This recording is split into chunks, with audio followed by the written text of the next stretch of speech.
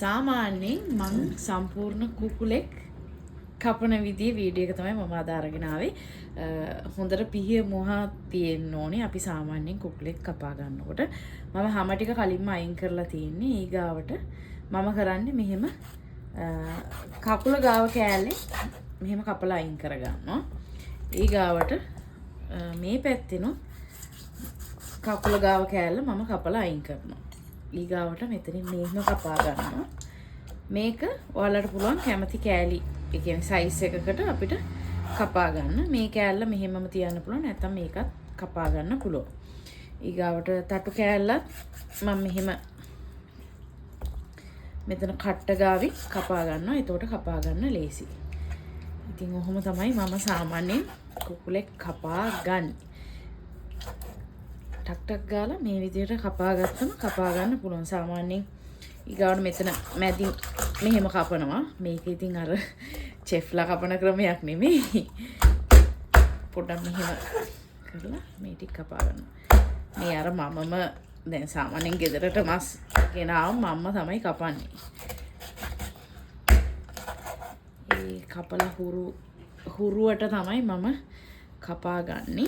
ඊගාවට මෙහෙම කපා ගන්නවා. ඒකත් මෙහෙම කෑලි කෑලි වලට කපා ගන්න පුළුවන්.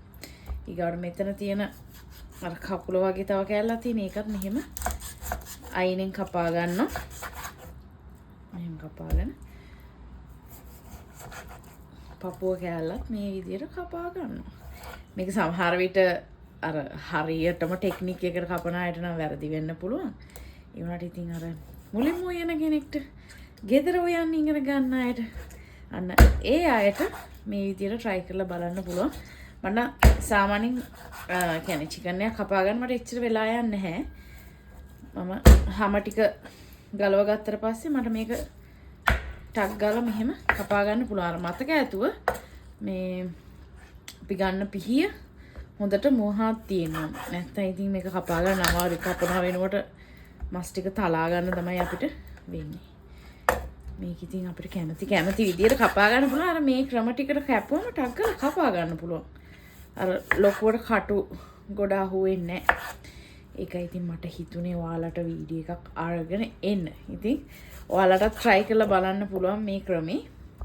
ඔයාලා ඒ කියන්නේ ගෙදර සමහර අය කපන්න කැමති නැහැ වෙලා යනවා. ඒ කපන්න තේරෙන්නේ නැහැ එහෙම කියලා. ඉතින් එහෙම කෙනෙක්ට මේ ක්‍රමේ try කරලා බලන්න පුළුවන්. හැමදාම වගේ වීඩියෝ එක බලපු ඔයාලට ගොඩාක් ස්තුතියි. මම එහෙනම් ගිහින් එන්න. ඔයාලා හැමෝටම සුබ දවසක්.